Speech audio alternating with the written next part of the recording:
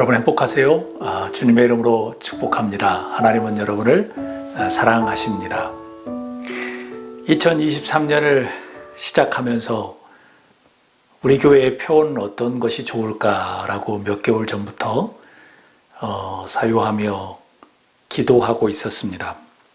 그래서 기도 제목 끝에 이 표가 좋겠다라고 생각을 했습니다. 용서와 화해입니다. 사람들은 불안한 마음을 가지고 살아갑니다. 저도 그렇죠. 불안도 유형이 있다면 현실 불안, 그리고 신경증 불안, 그리고 도덕 불안으로 나눌 수 있습니다. 현실 불안은 현실 세계에 어떤 누구나 느끼는 불안이죠. 그리고 도덕 불안은 양심과 도덕으로 발생하는 불안들입니다. 신경증 불안은 자아와 온 초아 사이의 갈등에서 시작된 자신도 모르게 나타나는 불안들을 이야기합니다. 어떠한 유형의 불안이든지 외적으로 표현되는 것은 불만, 분노, 초조, 과도한 반응 등으로 나타나죠. 그게 조금 더 과하게 되면 술을 마시게 되고 약물을 마시고 또 상해를 입히고 전쟁까지 하는 역기능으로 그렇게 심화됩니다. 그럼 내면적인 불안의 원인들은 무엇일까요?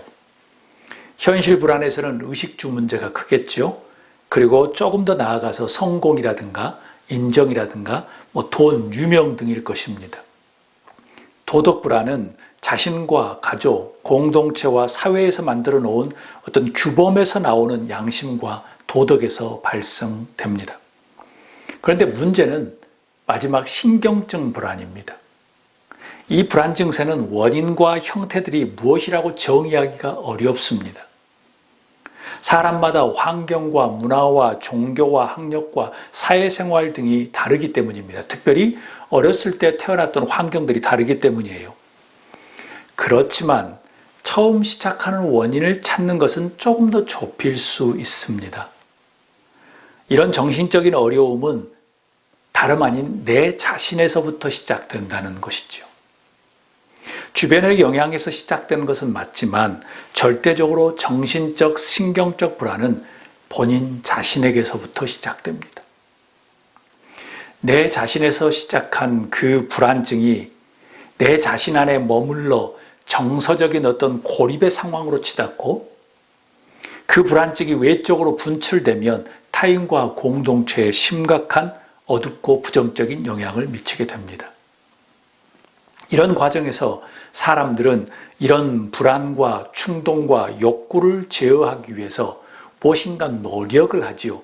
애를 쓰는데 이런 개념을 심리학에서는 디펜스 메커니즘, 방어 기제라고 말을 합니다. 지그문트 프로이드와 그의 딸 안나 프로이드가 발전시킨 어떤 성격 발달 이론 중에 하나인데요. 이런 방어 기제는 여러 가지 형태로 나와요. 그 중에서 억압, 부정, 반동 형성, 동일시, 투사, 또 합리화 등등으로 나타납니다. 흥미로운 것은 개인마다 자신들이 유용하는, 자신들이 아주 애용하는 방어 기제가 다르다는 거예요. 마태복음 18장 오늘 본문 말씀은 베드로가 예수님께 무엇인가 자랑하듯이 질문을 합니다. 21절 이렇게 질문하죠. 주여, 형제가 내게 죄를 범하면 몇 번이나 용서하여 주리이까? 7번까지 하오리이까? 예수님께서 대답하십니다. 22절, 7번씩 아니라 7번을 7번까지라도 할지니라. 아멘. 베드로의 질문의 의도는 무엇이었을까요? 베드로는 칭찬을 받기를 원해서였을까요? 혹시 정말 알고 싶어서 궁금해서 질문한 것일까요? 아니면 제자들 중에서 자기가 제일 똑똑하다고 우쭐한 모습으로 질문한 것일까요? 질문의 의도는 어쨌든 간에 상관이 없습니다. 중요한 것은 예수님의 대답입니다. 7번뿐만 아니라 7번을 70번까지도 하라. 어떤 의미일까요? 우리가 알고 있듯이 할 수 있는 한 계속 용서하라는 개념입니다. 여러분, 제가 질문합니다. 이것이 가능할까요? 가능하다고 생각하시는 분, 불가능하다고 생각하시는 분, 여러분의 마음속에 이미 손을 들으셨으리라고 생각합니다. 예수님은 용서와 그리고 이 화해의 상징과 같은 분이십니다. 용서라는 단어를 다 알고 다니신 분이세요. 직접 말씀 안에 용서라는 단어를 사용하셨습니다. 심지어 마태복음 6장 9절에서 15절에는 이렇게 이야기합니다. 너희는 이렇게 기도하라. 우리가 우리에게 죄 지은 자를 사하여 준 것 같이 우리 죄를 사하여 주시옵고. 14절에 너희가 사람의 잘못을 용서하면 너희 하늘 아버지께서도 너희 잘못을 용서하시려니와. 15절 너희가 사람의 잘못을 용서하지 아니하면 너희 아버지께서도 너희 잘못을 용서하지 아니하시리라. 아멘. 이것이 가능할까요? 아니면 불가능할까요? 여러분의 생각은 어디에 속하십니까? 혹시 예수님의 용서에 대한 말씀이 여러분 안에 스트레스로 작용하고 있지는 않으십니까? 위에서 언급한 것처럼 세 가지 불안의 형태를 적용하다 보면 이 용서라는 단어, 그리고 화해하는 단어, 우리 신앙생활하면서 이 용서라는 단어가 여러분들에게 혹시 현실 스트레스로, 신경증 스트레스로, 그리고 도덕 스트레스로 다가오시지는 않습니까? 여러분은 이 용서하라, 화해하라라는 이것이 스트레스로 다가오십니까? 아니면 자유함으로 다가오십니까? 세상에 어떤 사람이 용서하는 것이 쉬울 수 있을까요? 절대적으로 쉽지 않습니다. 사죄의 확신, 하나님의 은혜를 깨닫게 되면 자연적으로 나타나는 모습이 마음이 너그러워지는 것입니다. 환대의 정신이지요. 마음이 열립니다. 하나님의 용서를 이미 받은 사람은 자신에게 죄를 지은 사람을 용서할 수밖에 없다는 그런 은혜입니다. 주기도문을 인용하면 만약 우리가 우리 죄를 용서하지 않으면 하나님의 용서도 불과하다는 의미로 해석할 수 있습니다. 그렇지만 쉽지 않습니다. 저도 그렇습니다.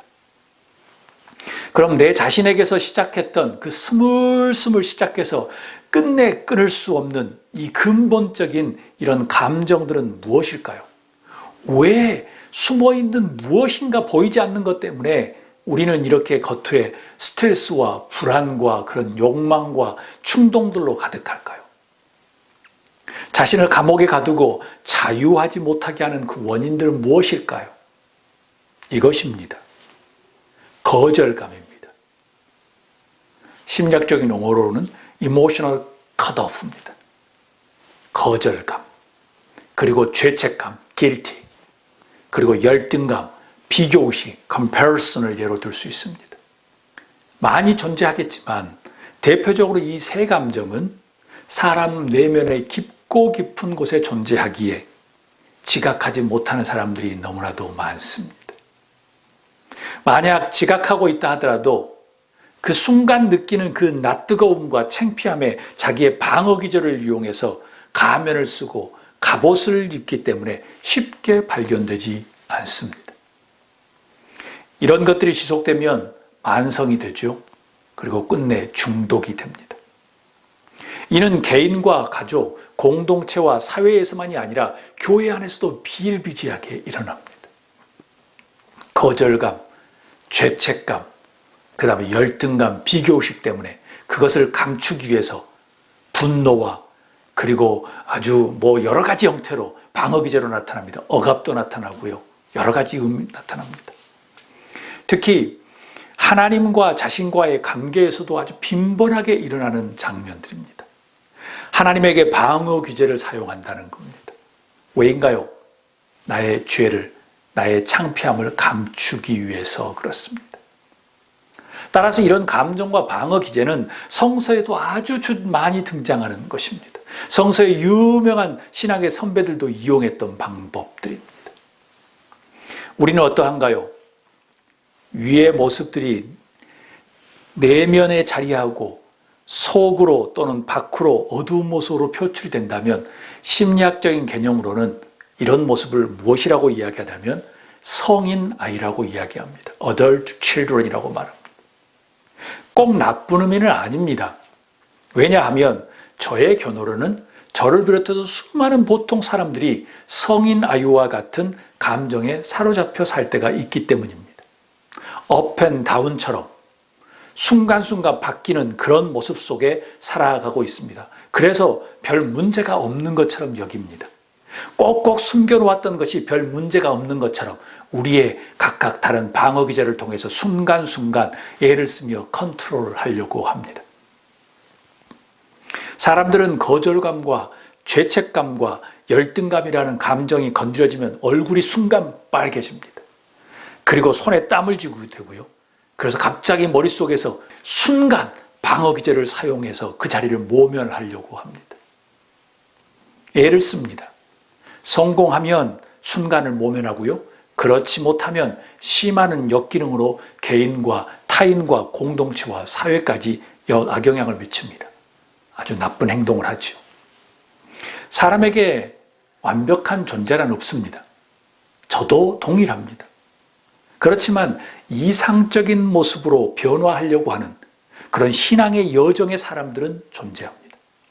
개인적으로 저는 사람들이 자신을 제어하려는 노력을 하고 있는 것을 보고 저 사람이 건강하다, 건강하지 않다라고 생각합니다.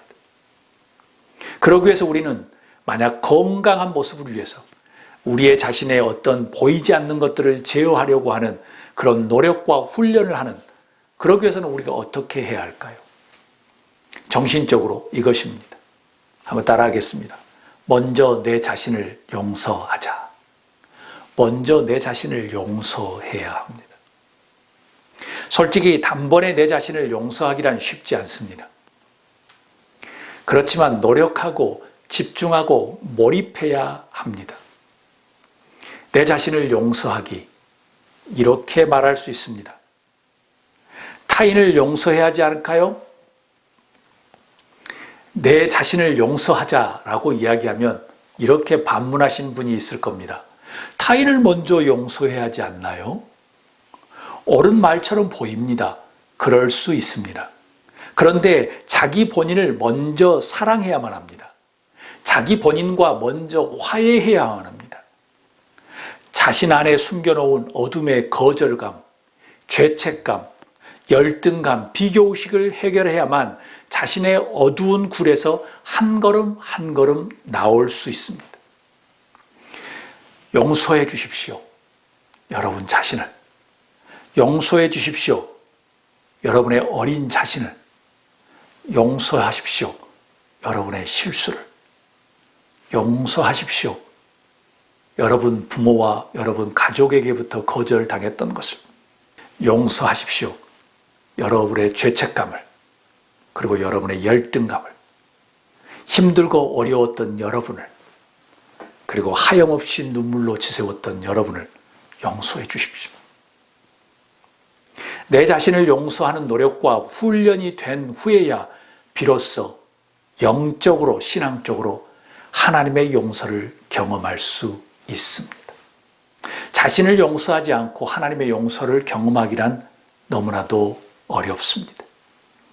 이 모든 것들이 하나님의 전권적인 은혜가 임하면 기적이 일어날 것이라고 여러분은 말할 것입니다. 그렇지만 현실을 보십시오. 그런 사람들도 있지만 그러지 못한 사람들이 더 많습니다. 하나님의 성령을 체험했다네, 하나님의 은혜를 받았다네 하는 나팔을 부는 사람들이 문제를 일으킵니다.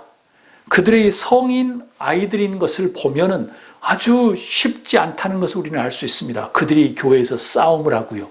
그들이 세상에서 더 문제를 일으킵니다. 왜일까요? 사람이 과거에 어린 시절 기억 속에서 살기 마련입니다. 나이가 들어도 어린 시절 문화에서 벗어나기란 쉽지가 않습니다. 성숙해졌다고 해도 어린 시절 기억과 음식과 문화와 삶의 그런 모든 것들은 계속 그 사람을 지배하거나 영향을 미치기 때문에 그렇습니다. 먼저 저와 여러분 자신을 용서해야 합니다.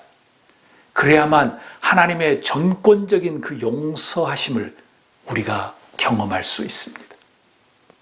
그래야만 타인을 7번만 아니라 7번을 70번까지도 용서할 수 있습니다.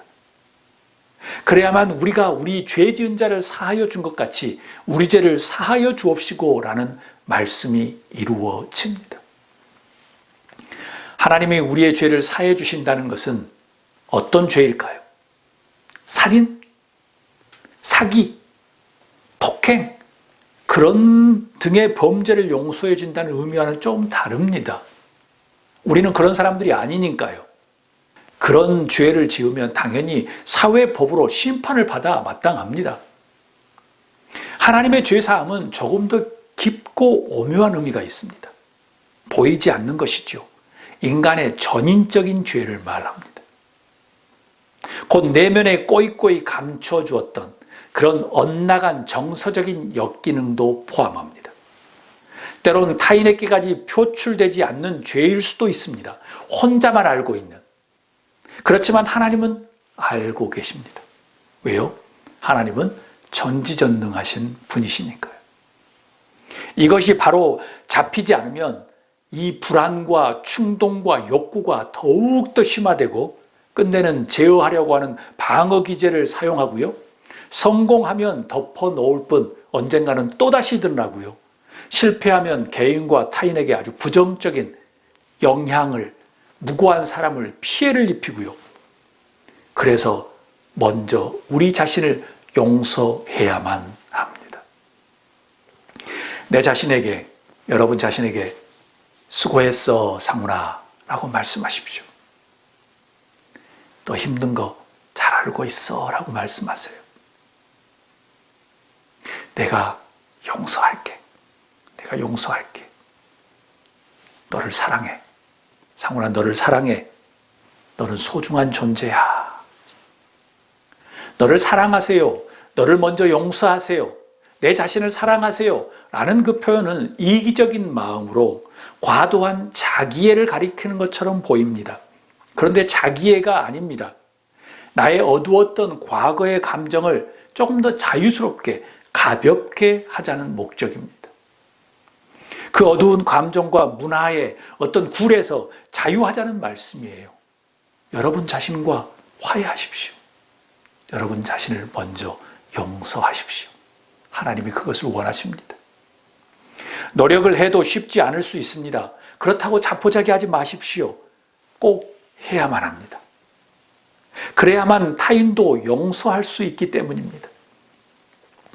자기 자신을 용서하지 않고 자기 자신을 사랑하지 않고 절대 타인을 사랑한다는 것은 불가능하지요. 자기 자신을 용서하지 않은 채 넘어가면 도덕적 스트레스, 현재 스트레스, 정신적인 스트레스로 남기 마련입니다. 왜요? 인간은 완벽한 존재가 아니니까요. 또 방어 기제를 사용하게 됩니다. 다른 사람에게, 자기 자신에게 그것까지만 해도 양호하지요. 하나님께까지 방어 기제를 사용합니다. 자기를 감춥니다. 가면을 씁니다. 옷을 입습니다. 하나님께 방어 기제를 사용하고 나에게 방어 기제를 사용하고 다른 사람에게 방어 기제를 사용합니다. 계속 다람쥐가 쳇바퀴를 돌듯 그런 악순환만 되풀이 됩니다. 신앙적으로 이러지도 저러지도 못하는 형식과 외식에 사로잡히는 신앙인으로 전락하게 됩니다.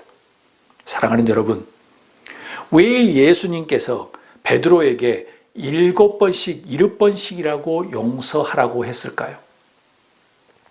숫자를 정확히 지키라는 의미는 아닙니다. 저는 이렇게 이해하고 싶습니다. 용서하기가 쉽지 않기 때문에 지속적으로 꾸준히 노력하고 훈련하라라는 의미입니다. 이사야 43장 1절에서 2절 말씀을 함께 나누고 싶습니다. 야곱아, 너를 창조하신 여호와께서 지금 말씀하시느니라.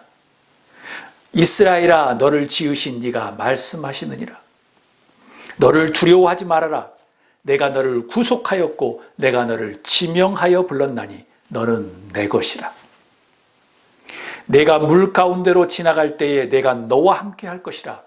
강을 건널 때에 물이 너를 침몰하지 못할 것이며 네가 불 가운데로 지나갈 때 타지도 아니할 것이요 불꽃이 너를 사르지도 못하리니. 아멘.